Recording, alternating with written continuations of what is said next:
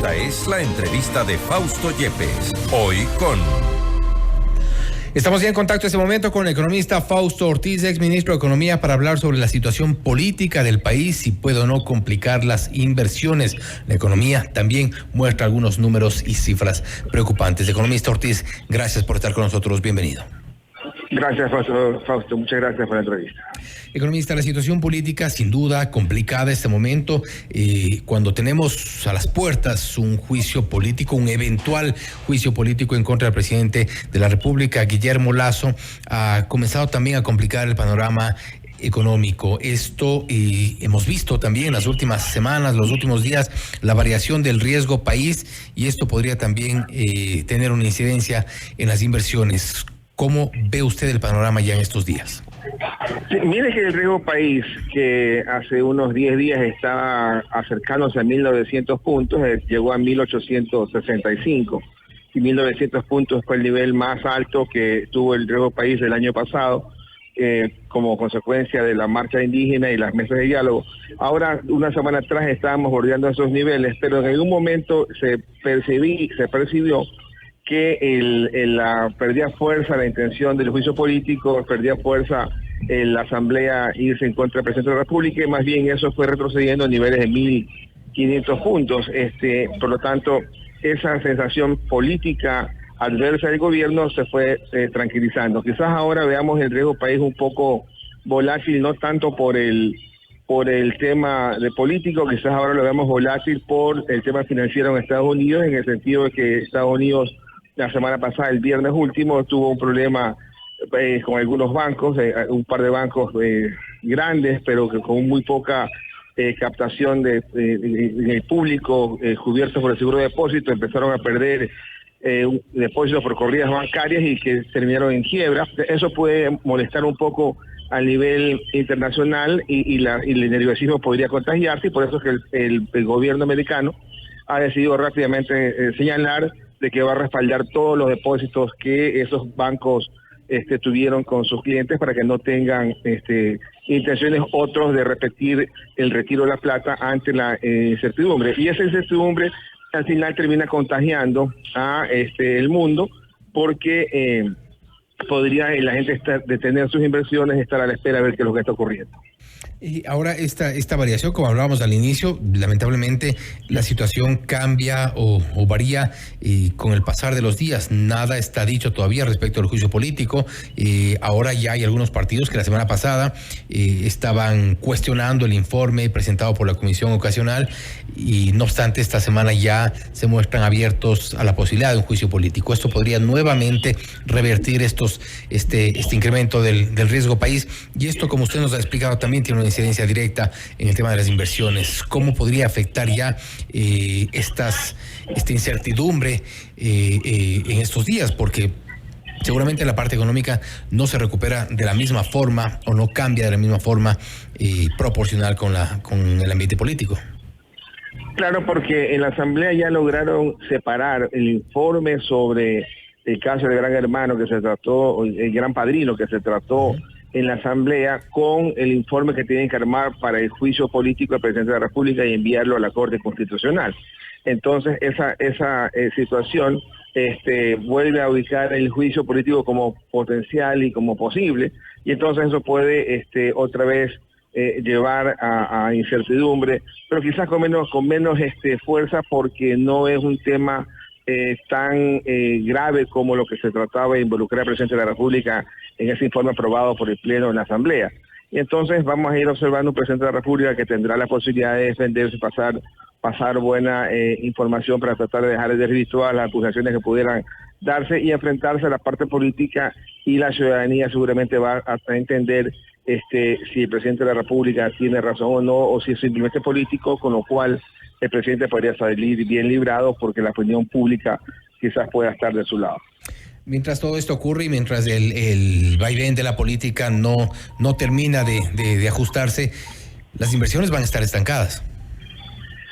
Sí, y eso uno lo está observando a nivel de cifras de créditos y depósitos locales, ¿no? El año pasado terminó con 14% de crecimiento de los créditos, los depósitos crecieron 7%, y ese mismo nivel de crecimiento del crédito se lo vio en el mes de febrero, es decir, no hubo en este 2023, no ha habido en los primeros 2 meses del año un crecimiento más dinámico que lo que estuvo el año anterior, lo cual podría implicar incluso que en los siguientes meses pudiera contraerse ligeramente ese buen ritmo de crecimiento del 14% que no nos alcanza, pues la economía para que pueda ir más rápido debería estar creciendo un crédito, ojalá al 17 o quizás hasta el 20%, pero en todo caso la expectativa es que el gobierno deje a un lado la parte política y lo deje al ministro de gobierno que lo atienda y el gobierno se enfoque en hacer lo que está planteando, de incrementar el nivel de gasto, incrementar la obra pública, incrementar las transferencias para atender sectores de seguridad, salud y educación.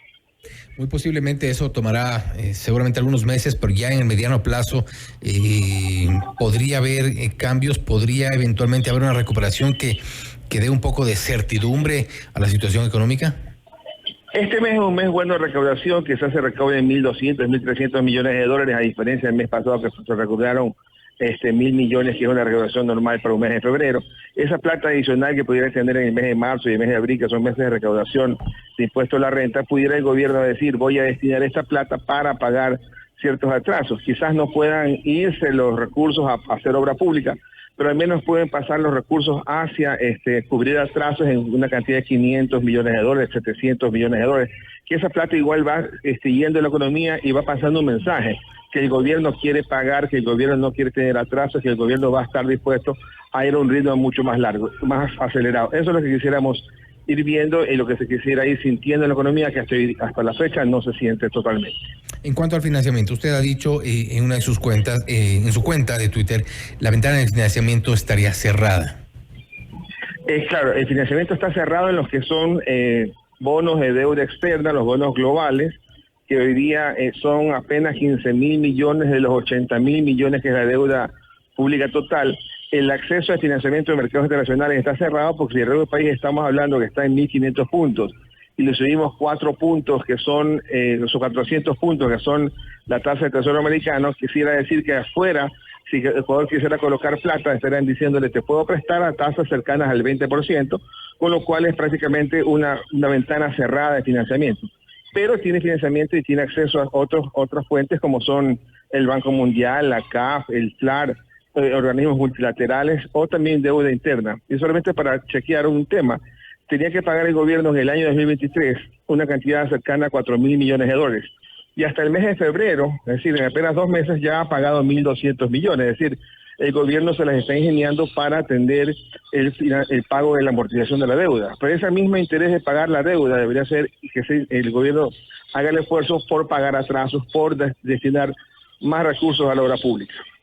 Ahora, el gobierno ha anunciado también como parte de su programa de recuperación la colocación de oportunidades de crédito para el sector productivo principalmente. En este afán, ¿podría esto ayudar un poco a la recuperación siempre y cuando esto se cumpla por un lado, pero también muchas de estas cosas van de la mano con la situación que tiene con el sector indígena, por ejemplo? Allí también se reclamaba por créditos. Claro, miren que si el gobierno le dice a la banca que ustedes como banca tienen casi 5.000 millones de dólares en encaje bancario o casi 5.000 millones en depósitos en el Banco Central, que ojalá que una parte de esos recursos pudiera destinarse a operaciones de crédito y tratar de encontrar con la banca y la política que puede hacer el gobierno, tratar de encontrar alternativas para que el gobierno pueda pasar incentivos para que la banca utilice la plata que tiene el Banco Central y la pueda colocar en forma de crédito, ojalá crédito productivo, ojalá crédito de consumo para poder la economía ser reactivada. Esa plata durmiendo en el Banco Central, propiedad de la banca, debe ser utilizada por la banca, es decir, no puede ser utilizada por el gobierno, pero el gobierno podría enviar el mensaje de utilice la plata en crédito y tendría este tipo de ventaja que pudieran dialogar y conversar para que el crédito se dinamice mucho más. Igual en el banco, la banca pública, el BEDE, Ban Ecuador y CFN deberían crecer en créditos cuando el año pasado lo que vimos es que han caído en crédito, es decir, el gobierno tiene que, por su lado, dar más créditos y el sector privado en la misma línea, pero con algún tipo de incentivo o política que haga el gobierno. Sí, se supone que hay incentivos para obtener estos créditos, incentivos principalmente en cuanto al interés. ¿Por qué razón caen los créditos? Los créditos de la banca privada crecen 14%, el crédito de la CFN ha caído una cantidad como de $170 millones y una cantidad similar también cayó los créditos del BEDE en los números totales que publica el Banco Central. Quizás hay más créditos pequeñitos, pero también hay una gestión de recuperación de los créditos grandes. Entonces, ojalá pudiera los créditos pequeñitos de $3,000 o $5,000 a 30 años que el gobierno hablaba, el 1%, ojalá, si esa es la línea del gobierno, está bien, que la dé y que sea más crédito a ese sector de una cantidad más alta de lo que se recauda y se cobra. Es decir, porque al final el balance del banco, del BEDE, pudiera ser positivo, o sea, que haya crecimiento de crédito y no como lo que se vio hasta diciembre, una caída o contracción en ese crédito. ¿Podría afectar, economista, finalmente, dentro de los acuerdos con el sector indígena, uno de los temas, y no el prioritario, tiene que ver con la focalización de los combustibles, algo que todavía no se concreta, algo que es un pendiente, es algo que quizá tenga que resolverlo eventualmente antes de activarse otra paralización, otra movilización? ¿Esto es posible? ¿Hay una manera, una salida que no sea tan traumática políticamente hablando? Hoy día Ecuador tiene un subsidio importante de combustibles, es más de 3.500 millones de dólares en subsidio.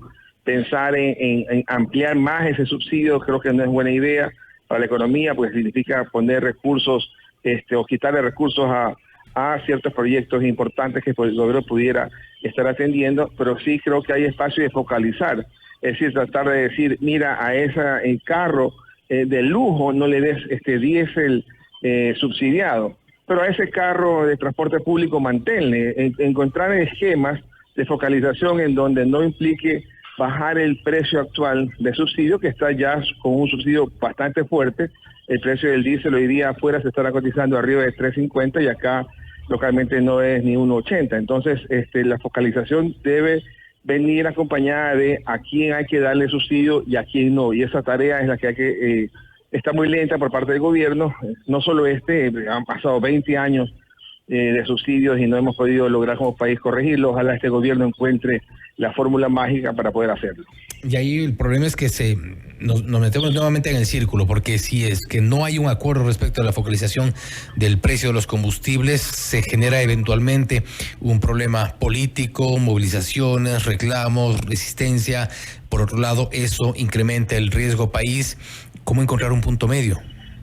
Sí, eso incrementa el riesgo país en la medida que sientan que el gobierno es un gobierno débil, pero si el gobierno logra pasar un mensaje importante y aclaratorio, ¿no? Hoy día estamos con un subsidio ya existente, hay que trabajar en la focalización. El gobierno ha avanzado mucho en la focalización y podría ponerlo en práctica, ¿no? Y podría ponerlo en práctica rápidamente para tratar de contrarrestar la posibilidad de más paros con esa excusa política, porque al final del día es una excusa política, porque no soluciona nada de lo que el sector indígena debería estar más preocupado, que es desnutrición infantil en su segmento poblacional, o oportunidades crediticias, oportunidades laborales y más financiamiento para ellos también, que podrían venir de el área que logre disminuir el subsidio y puede canalizárselo a sectores específicos.